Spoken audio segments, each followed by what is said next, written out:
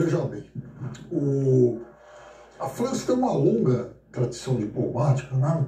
A que remonta, inclusive, a sua primeira grande referência foi lá o cardeal Richelieu, ainda no século XVII, né? Que era a tese do interesse de Estado e tal, que mais tarde faz com que a diplomacia francesa, inclusive, entre em confronto com a americana, que do Roosevelt para o presidente Woodrow Wilson passa por uma mudança também, deixa de ser intervencionista para praticar uma política mais do equilíbrio de Estado e tal. Então, eles vêm de muito longe. No caso do Brasil, especificamente agora nessa diplomacia ambiental, a gente está falando também de um elemento muito mais recente. Essa pauta ambiental, ela é relativamente nova.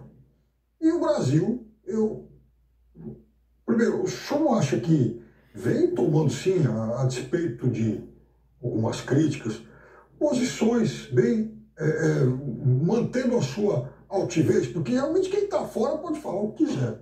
Mas o Brasil não abriu mão, né, de nada que diga a respeito à sua autonomia. E outra coisa, com base também nessa questão ambiental, como é que o senhor, enfim, o senhor vê a questão do petróleo da Foz do Amazonas? Meu prezado Piperno, isso tem a dimensão de uma tragédia diplomática, econômica e social. Eu fui ao Amapá, convidado lá pelo governo para falar exatamente desse assunto. Exploração de petróleo na margem equatorial. Logo depois da decisão do IBAMA de proibir a prospecção de um poço experimental.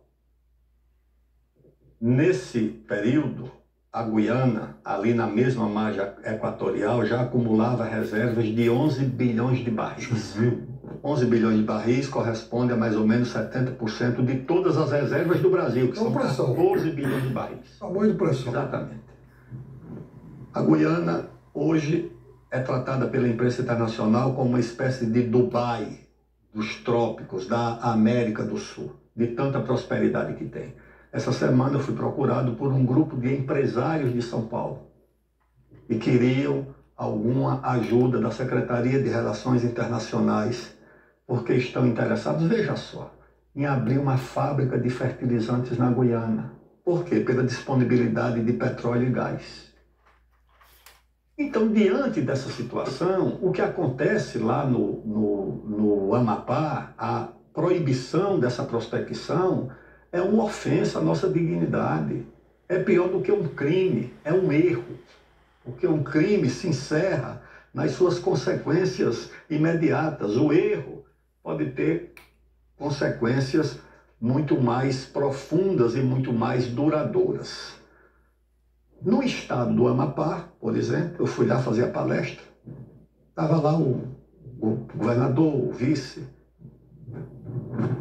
e me disseram o seguinte: 73% da população do Amapá está cadastrado nas bolsas de transferência, porque não tem atividade econômica.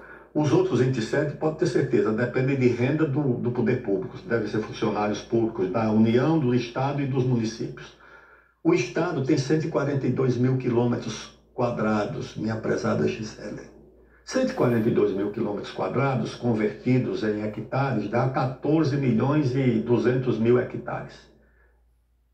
Quantos desses 14 milhões de hectares estão ocupados com agricultura e pecuária? 5 mil. Isso é menos do que o que tem no município de São Paulo. Em qualquer município paulista tem mais do que esses 5 mil hectares. O Estado vai viver de quê? Vai importar alimentos de São Paulo? Já importa etanol de São Paulo, o norte do Brasil? Já importa farinha de mandioca em Roraima? Ser explorado, porque isso não é um assunto consensual dentro do governo. Há uma corrente que defende isso. Há uma corrente que defende forte. A Petrobras defende, o Ministério das Minas e Energia defende, outros ministros devem defender, o vice-presidente da República deve defender. Agora, quem tem força mesmo, porque a força vem de fora, é a ministra do Meio Ambiente, que embora não tenha um senador no partido dela, embora não tenha um deputado, o outro é ela que está licenciada, um deputado. Essa força dela vem de onde? É claro que vem de fora. Então está bloqueado, sim. Então, o Amapá dispõe de 0,03% de toda a sua área para atividade agrícola. E em redução, porque a atividade econômica na Amazônia foi totalmente criminalizada. Quando você vê a prostituição e o tráfico de drogas na Amazônia, é porque não restou outra alternativa para a sobrevivência da juventude. Meninas que são levadas pelos irmãos numa canoinha remando para subir num barco e ganhar 10, 20 reais se prostituindo porque não tem como sobreviver. Os meninos que vão integrar o narcotráfico porque criar uma vaca é crime, plantar uma roça é crime e agora também tirar o petróleo no Brasil é crime. Na Guiana, tudo bem, mas no Brasil é crime. Então eu acho que essa situação não pode perseverar. Isso tem que ser mudado. Isso é uma coisa que tira a nossa dignidade como país. Que país do mundo teria toda essa riqueza? Não estou falando só do petróleo, do ouro, do fosfato, do potássio lá de Altazes, do diamante lá da terra do Cinta Larga. Isso tudo está sendo desperdiçado. E o Brasil, o governo federal, que agora diz, não, precisa estudar mais a questão da margem equatorial, da exploração do petróleo. Não, eu acho que o Brasil não pode aceitar uma situação dessa. Vamos lá, Cássio.